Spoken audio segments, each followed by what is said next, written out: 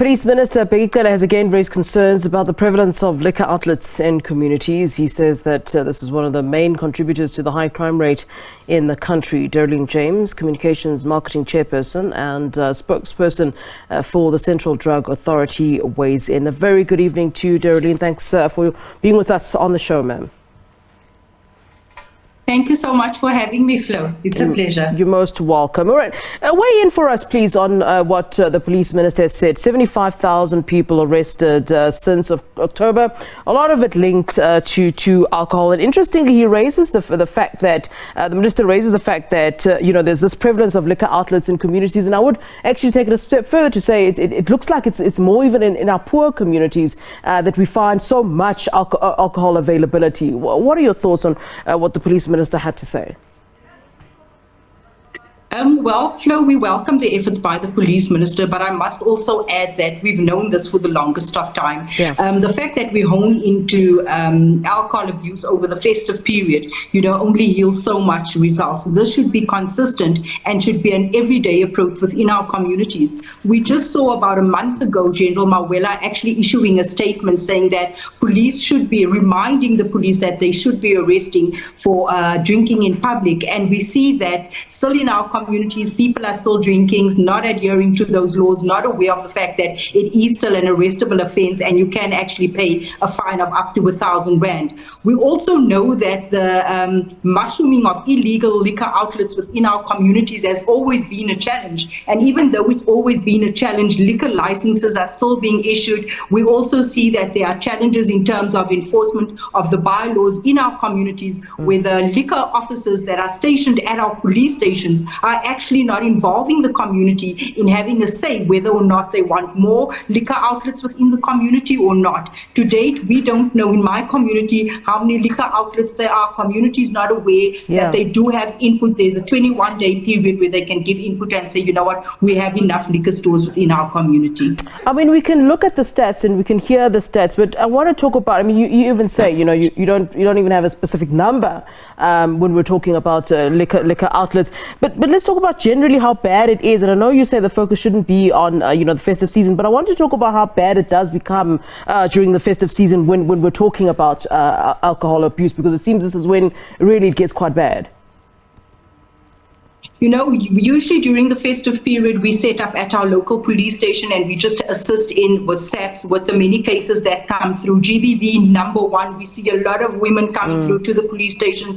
Unfortunately, these women are under the influence as well as men. We see them being turned away by SABS members saying that they're intoxicated. Unfortunately, SABS cannot take those cases. We also see, which is of great concern to us, is the amount of young people having access to liquor. During this time, we see that there's a lot of rape cases being reported. We see the prevalence of accidents, road accidents in our road. And when we do a comparison and we look closely at, I think it was during 2020, during COVID, when there was the lockdown, I'll never forget the trauma unit at the Baragwana Hospital, how empty those beds were. So it is clear that alcohol really contributes, the harms of alcohol contributes greatly, not only to road accidents, but also domestic violence, GBV, teen pregnancy. The list is endless. Yeah, you kind of touched on what might be a bit of a solution. When we started our conversation, you said that there needs to be this sort of everyday approach. What would that approach look like to you? I mean, you're talking about road safety, for example.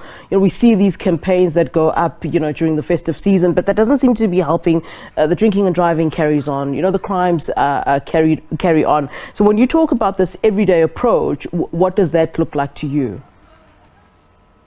When we speak about enforcing the law as well as the bylaws, it comes with educating the public, number one. We need to include the public in communicating, what are the do's or the don'ts. We need to empower the public in terms of what are the steps, obviously, in granting these liquor licenses. We also need to better educate the public in terms of, reporting these cases of GBV. But I think for one, Flo, we cannot have this only happen and sort of and sort of, have intensified operations over festive period only and over Easter period only. It's like sort of you leave society to do as they please the entire year, and then twice a year we come out guns blazing and saying, you know what, this is the way you're supposed to behave. We're supposed to be ensuring that, we protect the public, and supposed to be ensuring that we send out messaging throughout the year so that we can encourage responsible drinking. And I wonder if, availability isn't the only problem. Yes, of course, the fact that, at every corner in some of these communities, there's someone selling alcohol is an issue.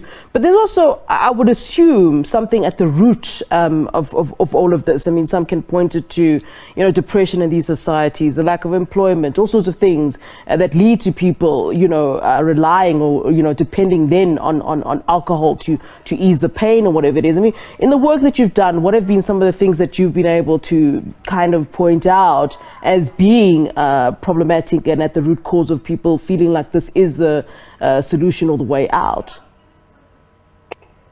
Flo, interestingly enough, at one of the dialogues that we had in one of the provinces earlier on this year, some of the youth actually pointed out to us saying that, while other families go on holiday during this period, all they know and all they've seen growing up is their parents actually using alcohol to celebrate over the years because of poverty, because of unemployment.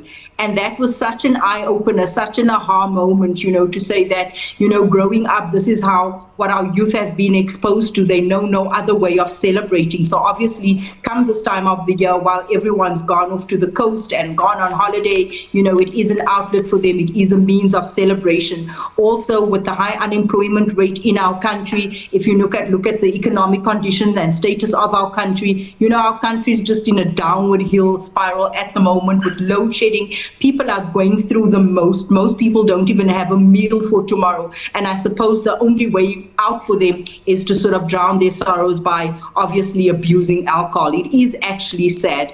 And I suppose, and it is also sad the fact that they don't have access to resources to sort of treat this disorder within our communities. That's the other worrying part. Yeah, and I mean, it's also about changing the mindset, isn't it? I mean, I don't know if we can do anything about the fact that, unfortunately, what the past has done to us is that we don't have access to holiday homes, in Camps Bay or whatever. Unfortunately, that's something that we cannot change. But it is really important, when it comes to changing the mindsets of the people in our communities. And where do we actually begin, when we start to have these kinds of, and I know you're having those conversations, which is important. I mean, you've pointed to something already that is so fundamental to what's going on in our communities, but where do we begin? I think right now we're so far off, also when I look at how people are starting to glamorize using alcohol, it seems to be, if you want to fit in, if you want to be a part of, people are posting their receipts after drinking, sharing how much money they spent on alcohol, sharing posters promoting alcohol on social media platforms, not understanding that, we actually have minors that have access to these social media platforms, that we need to be more responsible for it when it comes to that. So it's the glamorizing of alcohol each and every day. It's the fact the enablers of alcohol sort of abuse, which is your poverty, your unemployment, your communities that don't have access to services. It is a collective, it's a basket of many enablers that we need to address. And yes, it does contribute to crime. It contributes to obviously, investors coming into our community and wanting to invest because of the high crime rate, because of the stats within our communities. I know in El Dorado Park, we record quite a high volume of GBV cases, especially around this time, but it needs sort of a multi-sectoral approach. It needs all departments to come on board. When we speak of addiction and sort of alcohol abuse, it is everyone on board. It is local, provincial, as well as national government that has a part to play. All right, Dereleen, a pleasure talking to you. Thank you so very much for weighing in on this and the work that you continue to do in the various communities. Dereleen James is Communications and Marketing Chairperson and Spokesperson of Central Drug Authority.